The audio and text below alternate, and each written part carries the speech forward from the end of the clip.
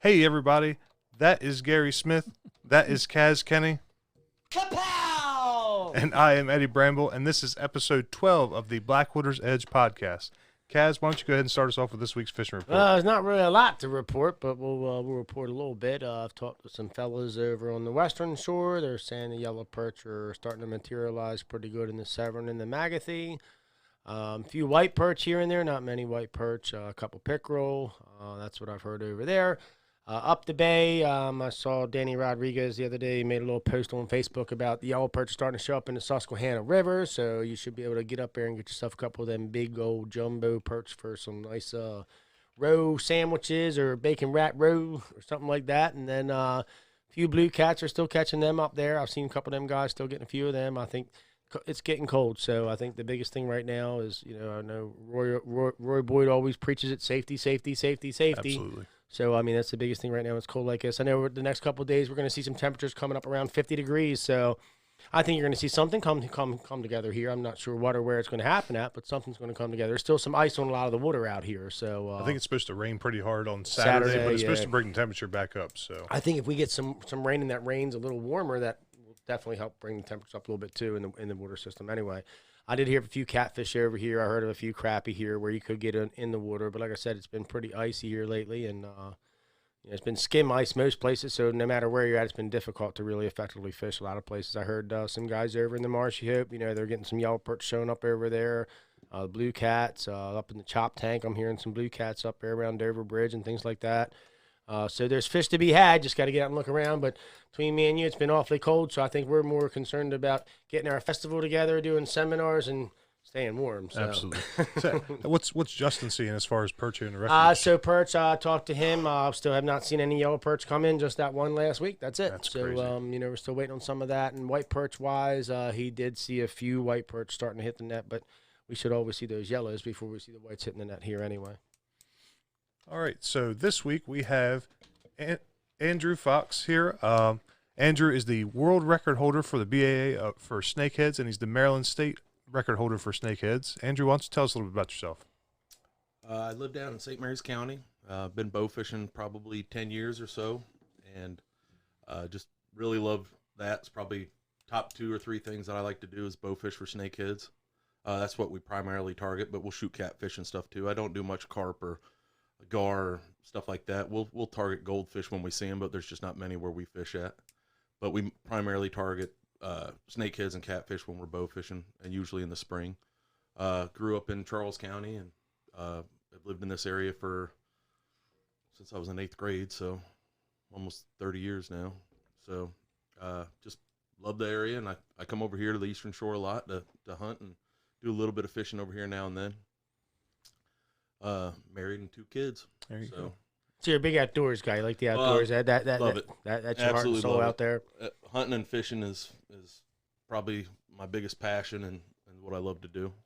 Your favorite thing is probably bow fishing snakeheads. Is that your favorite thing to do? It's right up there. Between that, deer hunting and duck hunting it's like 1A, 1B, 1C. Depends on what time of year it is. You do a lot of sika hunting as well, don't you? Yeah. Oh. I hunt over here on the shore quite a bit, and as much as I can, but it's a pretty long haul. But I do have a hunting lease over here that I'm part of, and actually did pretty well on the sika deer this year. I have a friend that owns property over here and was able to get 2 sika deer during gun season over there, and then I got a couple more off my lease this year. So it was a pretty successful year for that, but whitetail hunting was lame to not existent for me. That's the trifecta. Yeah.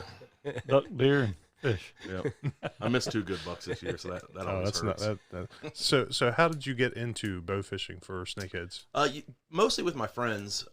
When the kind of the snakehead phenomena took off, nobody really knew much about them. But then when people started finding out how prevalent they were, and that they're so good to eat, you kind of targeted them different ways. And at the time, I had a friend that had a boat and was set up for bow fishing and doing a lot of night fishing and things like that. So got into it with them, and then as my kids started growing up and they want to go, and it was like that was kind of my shoe in with my wife. Is like, we need our own boat, because it's hard to tell your friend, hey, leave your buddies home so that my 2 kids can come with us.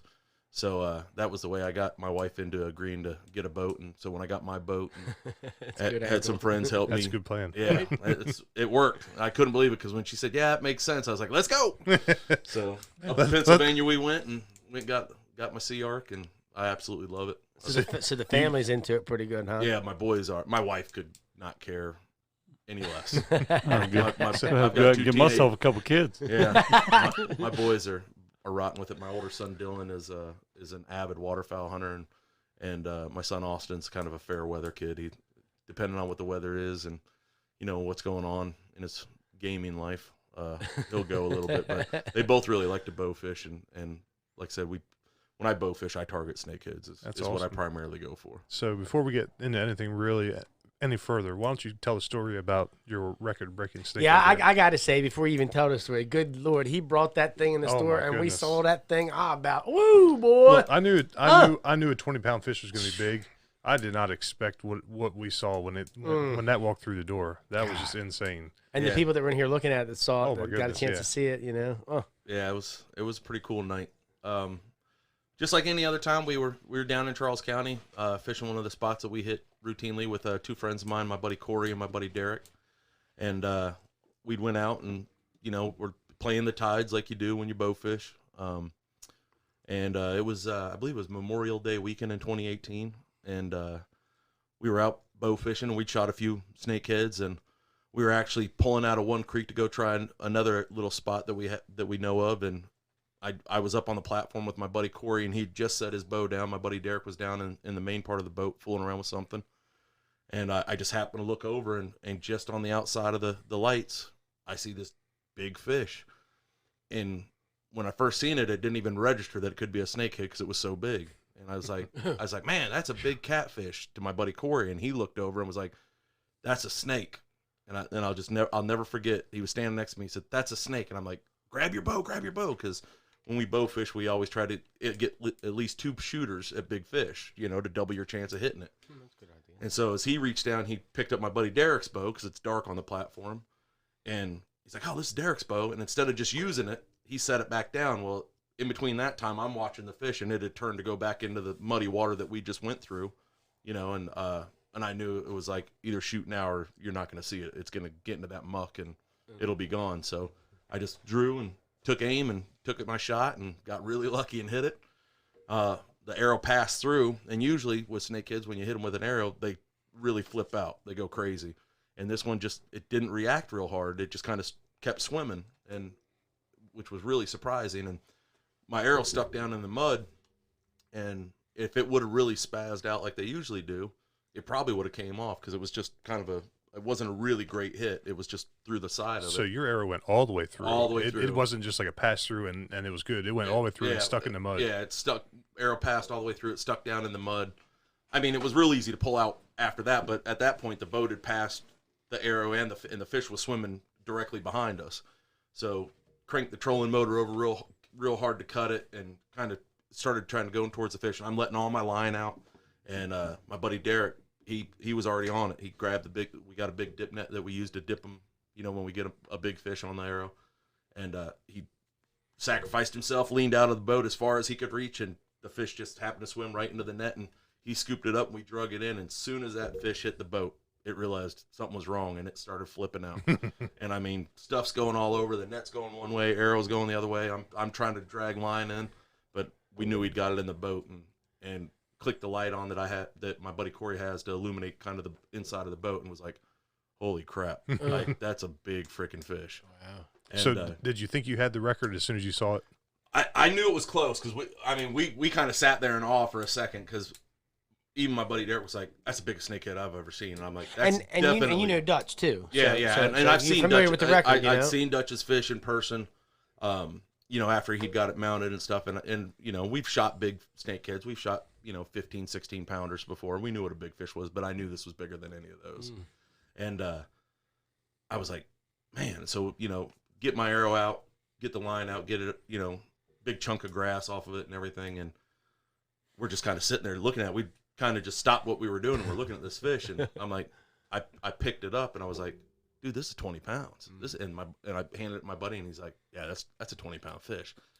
Like, man, are you sure? And then you start second guessing it and this and that. So like you said, you mentioned Dutch. I set it in the bottom of the boat and I put my shoe on it or next to it, and I've got a size 15 shoe, and I zoomed in on it so you could just see the girth of the fish in my shoe, and I sent it to Dutch and I said, I just beat your record, and he's like, no way. And then the picture popped up and he's like, holy crap. Right. And, That's what I said when he came in with, holy crap. Yeah. And so, we got it in the cooler and kind of still, shaking and the whole thing. And I was like, I can't believe how big that fish is. And I just forgot about bow fishing at that point. Your night's over. Yeah, I got the cooler open. I'm staring at this fish. I'm like, God, that's a big fish.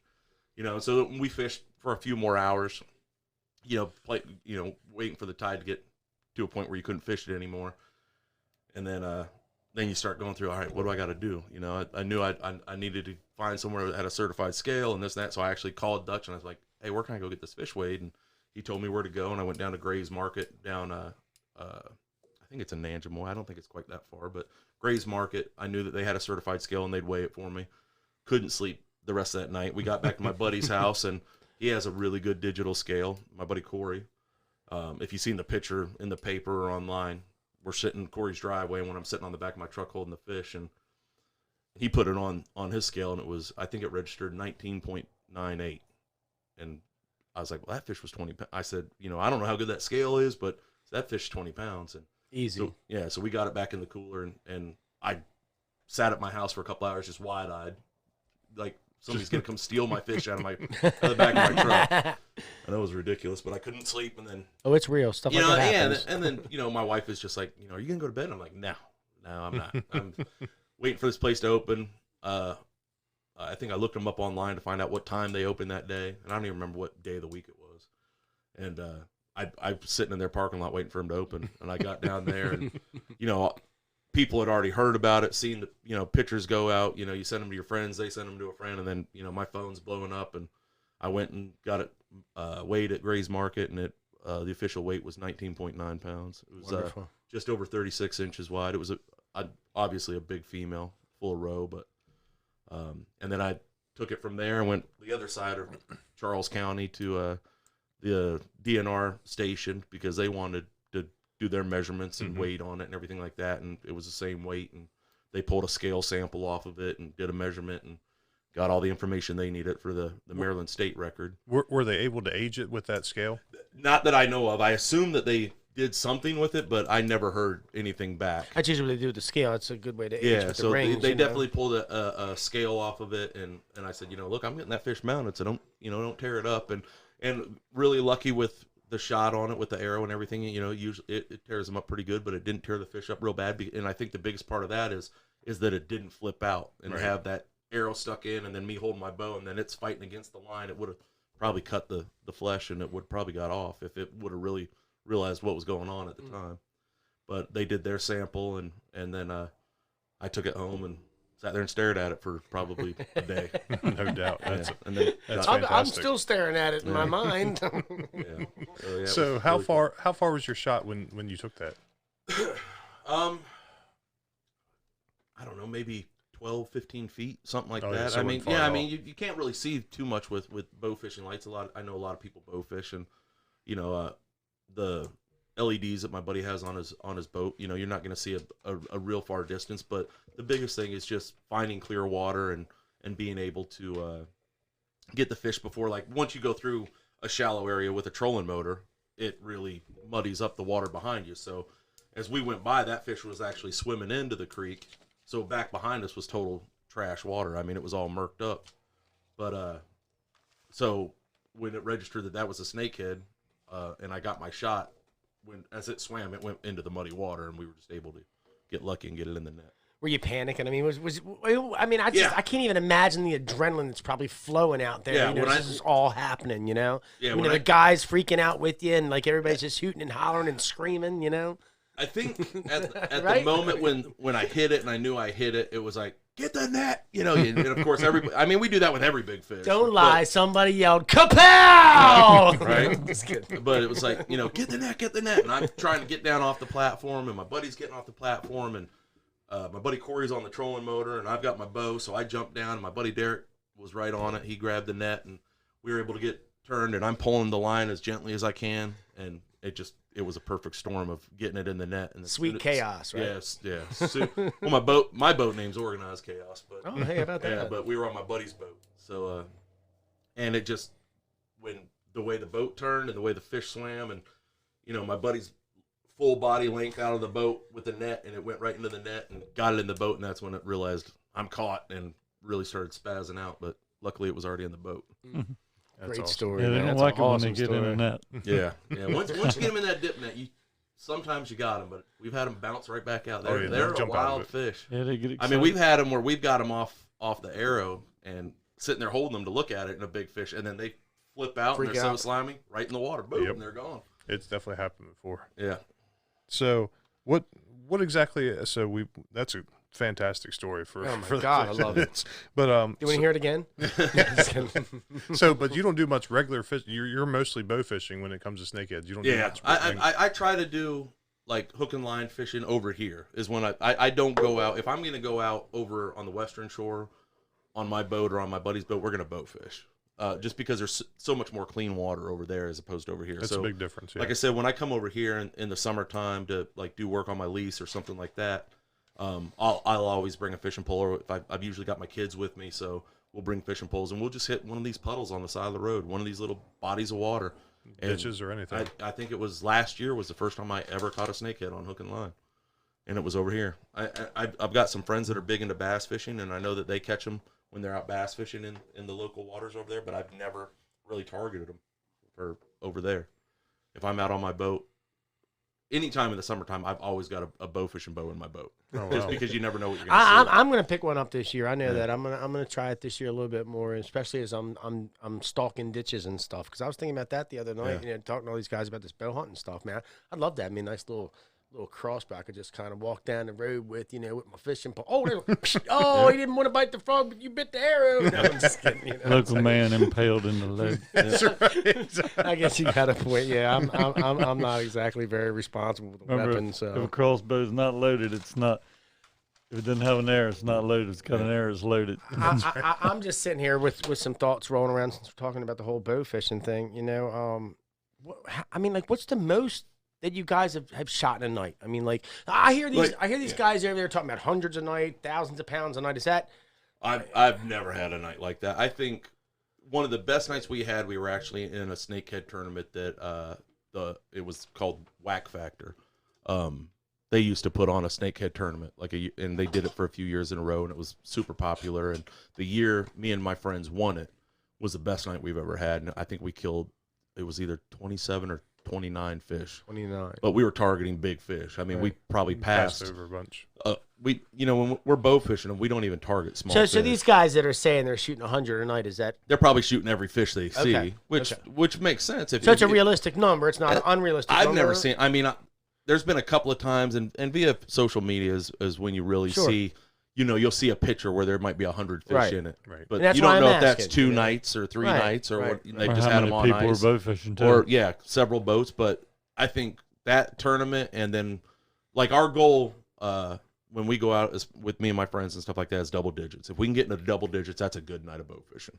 Because you're fishing an outgoing tide, so you've really only got a few hours. Now, to when you fish say it. double digits, you mean as a whole, or you just mean as for snakeheads? For snakeheads, Okay. double digit. I mean, like I said, you can bowfish carp and gar and catfish and stuff like that. Right. If we see, a big catfish or something like that, I've shot catfish 40 pounds, 50-pound catfish before, Right. and that's when I see those. But I don't target those. I'm not going to waste my shot on a carp or a gar or a catfish when I'm snakehead fishing. Gotcha. I'm targeting those. So, hundreds of fish a night where you just let them go because you don't want to do it. But Right. when my kids are with me or something like that, I let them shoot at whatever they want. Right. And then I've got a plan in place to get rid of the fish. Gotcha. So what is So that was my next thing. Nothing gets wasted. No, I've got farmers and stuff that I give them to, and they put them in their fields or Good. whatever. But like I said, I don't shoot a lot of what I consider trash fish like carp. right? What's your most effective tactic as when you're targeting snakeheads? What are you doing when you're targeting as far as bow fishing? The biggest thing is the tide. So we usually go on an outgo, like you're hitting the water as the tide's starting to go out, and then you're getting into the creeks and the areas where it gets shallow enough that you can see them as the tide's going out, and that forces them out of the cover. So like early in the season when you really start bow fishing, before like the lily pads and the grass have grown, you just need to find shallow, clean water. and that's the thing. So you're hunting the creeks and the waterways that are shallow enough that you can see and make an effective shot on them. And usually that time of year, the snakeheads are there. Right. You know, you'll see them. So the biggest thing is doing the tide. If the tide's high, in my mind, you're wasting your time going out and trying to target them. You're just not going to see them. Same thing here when you're fishing for them. Right. So they're just not there. So, you know, bow fishing at night I find is more effective, but we do a lot during the day. Just if we're off or it's a weekend and the tide's right, you can go out and fish them during the day and be successful doing that. Can you see them as good during the day as you can at night with the I lights? don't think so. The biggest thing is the glare on the water. So, you know, you use the sunglasses and that have the film on, what I can't even think what it's called.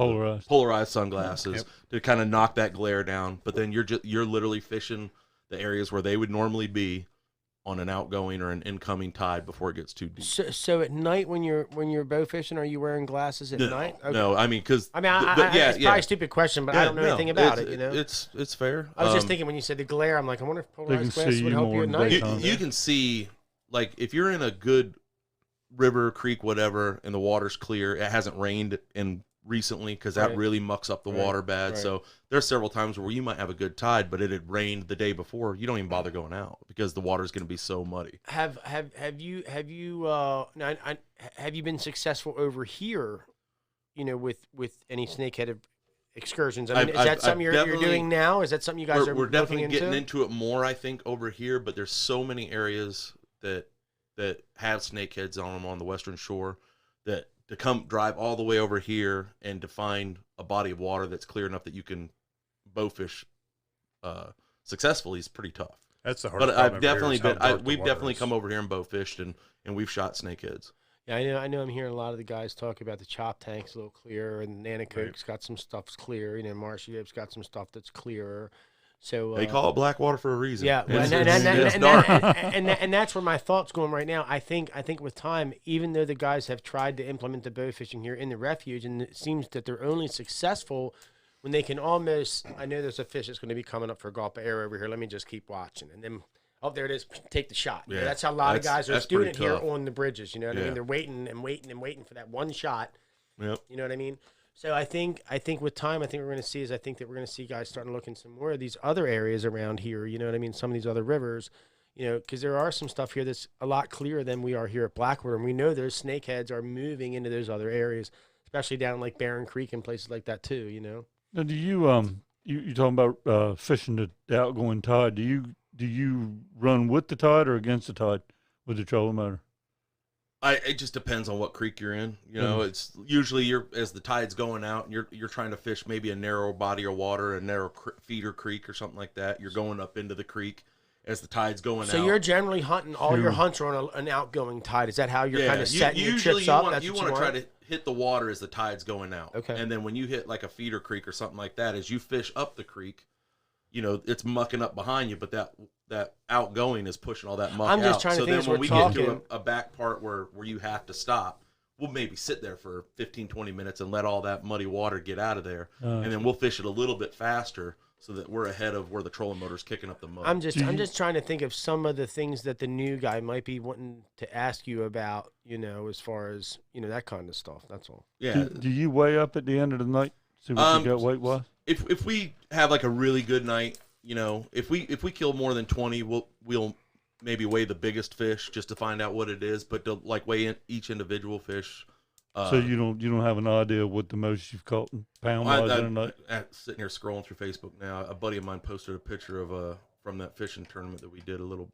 Yeah, how much was that fishing tournament? How much you weigh up for that? Yeah, I'm trying to find it because I don't remember. But that's what I'm curious. Like, like how many pounds does an average guy? You say you're targeting big fish. You want 20 big fishes. Yeah, that's a lot of weight. Considerable lot of weight. Yeah, 20 10-pounders. That's 200 pounds where I'm from. Yeah, I'll find it here in a second, but it's going to take me a minute. That's all right. Kaz can keep the show rolling. Right. One more. Yeah, one more. Just one more, dude. It's going to take me a minute. I don't know where to look. That's right. I was just curious if you don't have it, it's no big deal. It was a couple 100 pounds. Yeah, because like I think our average was over 10 pounds of fish, and that's kind of what what we were targeting. You know, when we go out and bowfish, we don't we don't even shoot the small ones. It Right. like I would say a rough guesstimate of 5 pounds plus is I was what gonna say, because what you is want your something you're rule going of to thumb? eat. It's Right. not, Right. you know, I'm not going to just shoot a 1 pound fish just to shoot a 1 pound fish. I'm glad to hear you say that. And a lot of guys out there are going to be glad to hear a bow hunter say some stuff like that. Absolutely. You know, because a lot of these guys out there seem to think everybody out there is bow hunting, shooting everything they can get their hands So on. you're you eating know? your fish. Oh, absolutely. How about your freezer? I found Snakehead to be one of the best eating Oh, fish they're I've awesome, ever had. man. Do you know how much meat you got out of your 20-pound fish? I didn't get any of it. You- The taxidermist got that fish. Oh, no way. Yeah, so Oh. I mean, it had been, it was probably frozen whole with the guts in, the whole thing, for months till he got around to doing my mount. Oh, wow. So You didn't get to taste your big fish. no, Oh, that's but like I said, I found when we first started bow fishing them, a 5 pound fish tastes the exact same as a 15-pound fish. I'm Isn't glad it to hear very you much? say because a lot of guys seem to think that a big fish isn't as good as a little fish. Let me Yeah. tell you what, a big fish tastes just as good to me Yeah, as a more little meat, fish. my- He's just as good 2 or 3 times. That's That's right. right. Hey, there you go. That's a good point. Yeah, I've had no experience where Yeah, I I don't found see that it. it was Yeah, I don't find them get Taste. steaky like rockfish. You're right, Rockfish, and big that's what a rockfish lot of get- people want to compare him to. Is Flake. Or rock. mushy even. They don't even really seem to get Mm. mushy even Yeah. like that, you know? They remind me a lot of tautog. The difference in tautog, as soon as the water warms up, they get real mushy. They don't have that firmness that they have in the winter. And they're not in like the cold they're water. not like trout either. Like if you like for me, if I leave trout lay around speckled trout and stuff like that, and don't eat it fresh, that stuff's mushy. Yeah. So, what's some of your favorite recipes as far as preparing your snakeheads? What's your favorite way to prepare them? People that maybe don't fish or don't bow fish, you know, and I'll try to share it with them when I can. It's in high demand now. Everybody that's had it knows how good it is. So, to me, you really can't mess it up. If you have a recipe that you like for fish, I would say try it with snakehead, and be willing to bet that you're going to find out that it's good. I think the easiest thing is to find your favorite fish fry, chunk it up into nuggets, shake it in that, and throw it in some hot oil, and you will find that it's legit.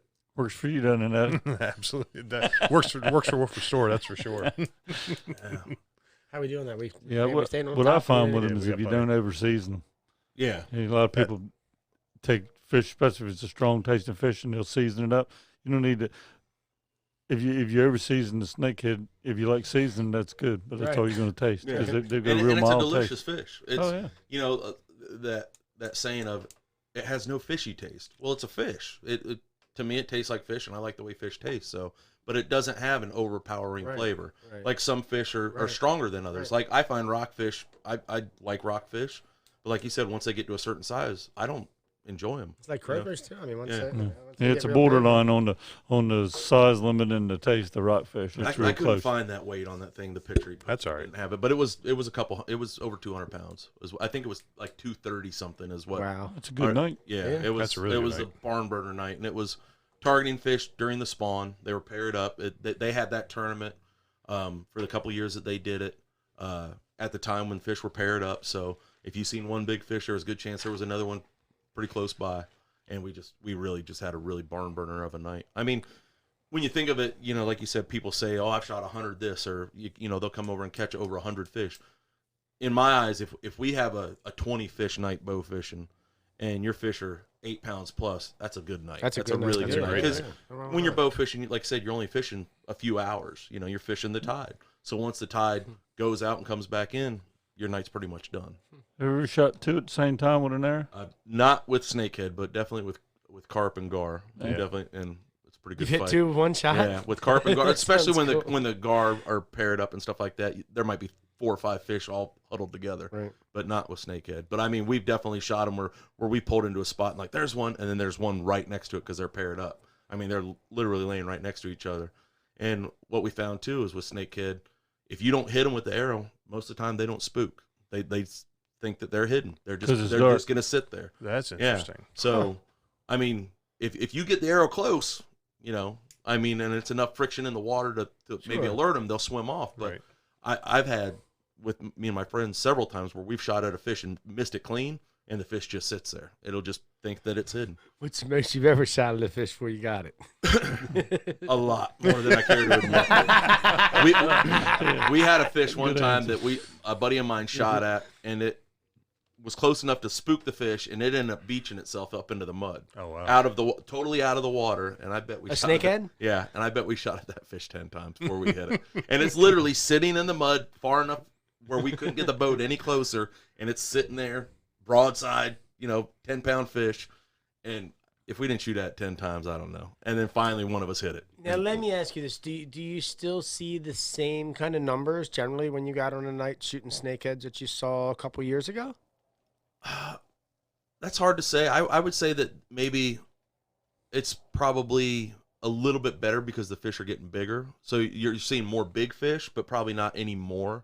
I would say we're seeing probably more big fish. But probably the same numbers. Just not... probably the same numbers, but definitely more, bigger fish. I mean, there's been times where we fished creeks and not seen a single small fish, and all this, if you get maybe 4 or 5 snakeheads out of that creek, and they're all big, that's great. But you go and go and go, and it's like there's one, and it's a big, 8+ pound fish. There's one 8+ pound fish. So do you guys think that you as bow hunters are making an impact on the fish, being that you're seeing the same numbers, just not the smaller numbers? I think it's definitely helping in regards to, usually if you shoot a fish with an arrow, you're gonna kill it.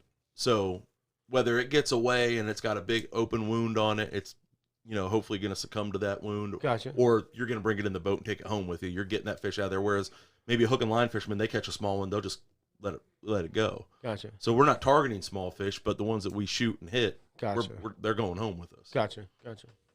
So why don't you give everybody a sense of your bow fishing setup? What bow you have, what arrows you use, the whole works?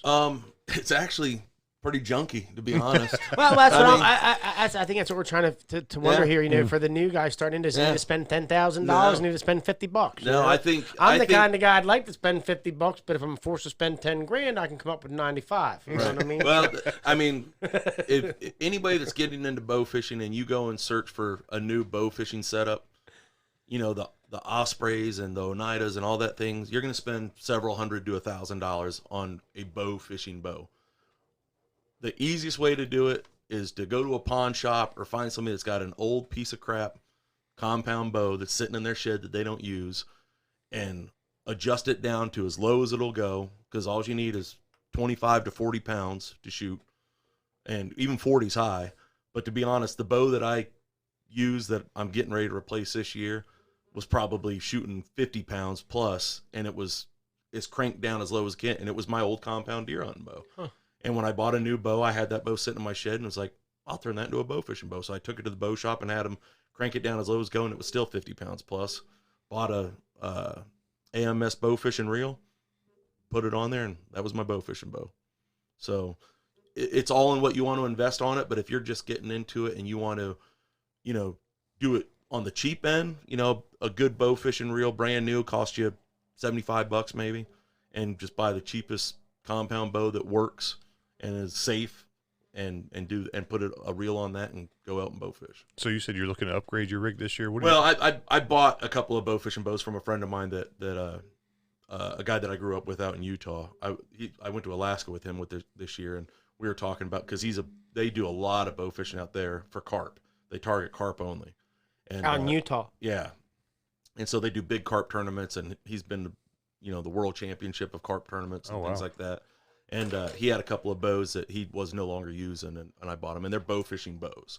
I mean, they're compound bows, but they're designed for bow fishing. And then I'm just going to put a couple reels on them. I'll still have my bow that I use now, but I bought these more to have something for my kids to use that was a little bit better. So if I've got an old bear compound bow laying around in my shed and I'm not doing nothing with it, that's a real easy way to get my foot in the door with some bow fishing. Absolutely. Find you a reel that you like. AMS makes a good reel. They've got some of the newer ones out there, Muzzy and some of those brands that have like the closed face, looks like a fishing reel, that work great, and you just find the outfit that works for you. But if you're just getting into it and you don't want to spend $1,000 on an Oneida or something like that, buy you a cheap compound, crank it down as low as it'll go, and put a bow fishing reel on it and go out there and shoot. Bow fishing bows that you buy, They're shorter than a regular bow. aren't they? Yeah, I would say they're a little bit shorter, they're a little bit more compact. Obviously, I have a pretty substantial draw length for my hunting bow, but a bow fishing bow I'm shooting out in front of my face because the draw length on them is That's what I was wondering if much a shorter. youth bow would work. That's What is it? Like a youth bow. Yeah. Because they're small. That's what I was thinking. I was thinking about last year about getting one. I was wondering if a youth bow would work because they are shorter. Yeah, They're shorter, and probably the poundage set up on it Yeah, would most be youth bows plenty. max at 50. Hold Yeah. on, hold on. Don't let Gary fool you. The only reason he's buying a youth bow is because he can't pull back the big boy bow That's right. anymore. That's true. Well, you know, know? but that's I can pull that back probably. I just can't. My shoulder only gives me so much, but I can get it to there, which would be ideal for That's one all of you them. need. That's right. So how did you get into bow fishing altogether? Like, what was, I think the biggest thing was just friends. Just you know, friends, yeah. some of my closest friends that I went to school with or that I grew up with over there in Charles County, and like I said, I live in St. Mary's now. But you know, it was one of them things where as it started getting more popular, and you know, guys started getting into it. We all got into it, and we had a buddy that had a boat and set up and got a platform built for it and got lights for it, and just got into it like that. And it was just through friends and, something different to try. And it's a really fun thing to do. And also it's great because primarily when we're out targeting them, all the other hunting seasons are closed. right? So For the new guys that are looking, do we have any bow fishing clubs in Maryland that people can join? Has anybody done anything like that, or is that something we need to do over here in the Eastern Shore? Get us a bow fishing chapter going now too. We don't want to do any more than we're already doing, Right. Andrew. So I come on, honestly man. don't know of any bow fishing clubs. I think social media is probably your best bet. I've taken, guys that haven't done it, or maybe they don't have a boat or a friend that has a boat that's set up, and I've taken some new guys out and stuff like that. But unfortunately, you find that just kind of ruins things for you. You take somebody out, and then the next time you go out there, there's 10 boats in the place that you boat fish. If you had one little tip to give the new guy, what would that tip be? For somebody that doesn't have a boat, I would say, like over where we live on the Western Shore, there's a lot of places that you can walk the shoreline and shoot snakeheads. Good. The first snakehead I ever shot, I shot off in Allen's Fresh off the shore, walking the shoreline, and just looked down, and there was a snakehead, and had my bow. I went there looking for them because I heard that they were in there, and I knew that there was some shoreline I could walk. So I would say just get out there, find some public property. Obviously, don't be trespassing and doing that Right. stuff. We always try But to prevent that. yeah, but it happens a lot. But there's a lot of places that you can go and bow fish from the shore and be successful. What is the biggest thing that you have learned as a person? I mean, what has bow fishing brought you here? You know what I mean? What has that done for you? I think it's a great, I don't know if you want to call it a sport, but it's a great outdoor activity to It's a do sport. with kids. It's a sport. You know what I mean? My kids love it. Usually when you're going out, it's warm out, so you can wear shorts and a t-shirt, and you don't care about if you care about getting your boat dirty, don't bow fish, because your Right. boat is going to Right. get dirty. Right. Several times you go into one of them drive-in car washes with the high pressure hose to spray out blood and guts and moss and dirt and everything else. But I think just now that I have my own setup and my own bow fishing rig and boat and everything, taking my kids out is the biggest thing. I really enjoy. That's And I've awesome. taken their friends out. I teach hunter safety too. I'm a chief instructor in Charles County for hunter safety, and I can't tell you how many of my friends' kids I put through hunter Thank safety. you for and giving back. Thank you for taking giving them back. Absolutely. for on their first deer hunt and being part of them getting into hunting because maybe their parents aren't into it. So it's Good thing, man. it's Mhm. Starting really your crown Much there, respect. buddy. Much respect there for that. Yeah. Definitely. Now, as far as your boat goes, over here, like the Blackwater, for instance, real shallow water. yeah.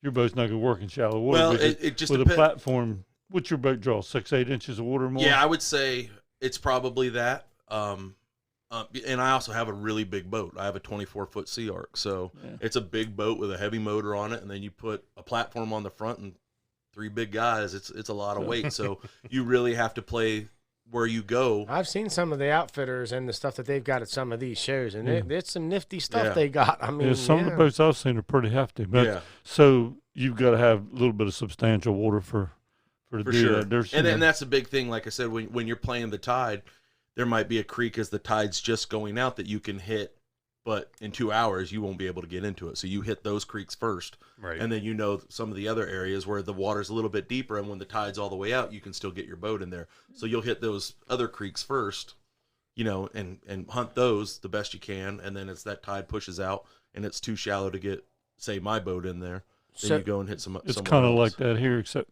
with a kayak. Right. Yeah. Yeah, exactly. And that was going to be my next question. I guess my next question is: so your boat probably wouldn't be something we could effectively use in the refuge to hunt out of. We probably need to look at something over here to develop something along the lines of something a little more shallow draft, something a little more wide, a little more stable. And then the reason we're asking is we've been talking about doing some things here on our end to try to open some doors here as far as developing some rigs that are people friendly in the refuge. You know what I mean? So that's why I'm asking. So those guys that have these big rigs that are thinking about coming over here and putting their big rig in here, that's not an effective rig for over here. It's gonna be tough. And to be honest, I'm not super familiar with the waterways over here. Like you remember, I talked to you on Facebook Messenger about coming over here. That time that I came over here, like, man, just be careful, just be careful. And it's like, so when you're in unfamiliar water and you don't know the debris that's in that water and where the logs are at and the stumps that are kicked up, you got to be really careful and just kind of take your time and really go in there slow. You can mess your equipment up or yourself pretty quick. I think that's something that everybody needs to know when they come here and fish. Don't ever be in a hurry when you come here and fish in your boat, man. Please, we ain't got 30 feet of water like the bay in here. We got debris. There's been a couple people here the last couple months that have had some issues, hit some stumps, tore some lower units out. One guy smacked the stump and his guy went overboard off the front. So it's a different ball game over here than it is over in the Potomac. And I'd like one day to maybe slip over there. I want to try this, Eddie. Don't you want to go and try it? You too, Gary? Let's go do it, man. Let's go shoot something. Definitely need to. Yeah, for sure. It's a lot of fun. Now, I really do enjoy I know it. we're coming to the end of the show, and I know you had a really amazing trip up in Alaska, and I know that you killed what did you kill? Blacktail? Sika blacktail and some different species of ducks. So all the Sika hunters here in Dorchester County, let's ask a little bit about that Sika hunt. So what was the big difference up there in Alaska as opposed to coming here and hunting a Sika deer? Grizzly bears. They are everywhere. Oh, yeah. wow. So I was on a Fognac Island in Alaska, And you killed ducks too. Yeah, Tell us about your trip. and we went out and did duck hunting as well. But on a Fognac Island, it has the world's largest grizzly bears and the biggest population of them. Oh, holy cow. So it was fun. It was, we went up there with there was 4 of us, my couple buddies of mine, and my buddy Jared had been there before. So float plane, the whole deal, whole Alaskan adventure. That's cool. Landed in the water, pulled up, got off the boat, and the guy that we stayed with, a guy named Chuck, introduced myself, met him. I said, "Do you see a lot of bears here?" And he just laughed. And he's like, "Come here." We walked less than 100 yards, and there was a 700-pound grizzly bear and 3 Holy cubs cow. eating salmon in the salmon hatchery. I wonder what their It's like- missing persons Yeah, list he's is. like, "Yeah, we see a lot of bears here." So yeah, every day we see grizzly bears, but it was a trip of a lifetime. It was absolutely awesome adventure, and the big thing that was out there is, like, you come over here or anywhere in Maryland to hunt, hour before the sun comes up, get in there early, let everything settle down. You don't walk out the door until the sun's up over there. There's too many things that can eat you. There's too many things that can eat you over there. The sun's up and you can see clearly, and then you go out and do your hunting. So taste wise, tell us about the Alaska Sika and tell us about the Eastern Shore Sika. Which one you think's better? Watch your answer, pal. Yeah, No, well, just kidding. Eastern Shore Sika is probably, out of all the big game I've had. When I was younger, I had elk that my dad hunted and things like that, but Eastern Shore Sika is probably the best venison that you can get. But I'm gonna be honest with you, caribou is my favorite meat. I've never had that, so I don't have. Caribou is fantastic. Yeah. Dad went caribou hunting before and brought home some meat. Best meat I've ever had, ever. I've had it. Ever. Newfoundland had it from up there. Newfoundland brought it back from upland caribou. It was he killed. Yeah. I think it was. Yeah, but I've had elk and it's delicious, and whitetail's obviously great. I've eaten mule deer. I've hunted a lot of mule deer and things like that, and it's antelope is an acquired taste. Some people love it. So if Mr. Jim Zumbo comes over here to visit, you want to take him bowfish and show him how to kill the world record, right? I probably wouldn't let him do that. I might cut his line if he does that. But I'll let him shoot a fish. So is that your favorite way of hunting for game as well as bow? I wouldn't say that. I mean, I'm not a purist where it's like bow only, this and that. I hunt the seasons it's in. And it's if I can get outdoors and be out with my kids, whatever's That's the in. I important thing. muzzleloader hunt, I gun hunt. I come over here to rifle hunt. I hunt with shotgun slugs over there. archery season's in, I bow hunt, so it's just whatever's in. I'm trying to get outside as much as I can. All right. So, any one more, guys? Nah, I think this week I'll be done with. Oh wait, no, I'm just kidding. I'm done. You sure? I You am. sure now? I You am. gonna ask him I am. when his first available is or anything? No, We'll set it up. once we shut the cameras off, I got a lot of stuff to talk about. We'll I'm definitely, just we'll definitely get you guys out for sure. Andrew, thank you very much for Yeah, coming on. man. Yeah, it was my Absolutely. pleasure. It was thank Great you having for you. the invitation, and I really enjoyed it. It was a lot of fun. It was a lot of fun. So I think for Gary, Kaz, myself, Andrew, thank you, everybody, and we'll see you next week.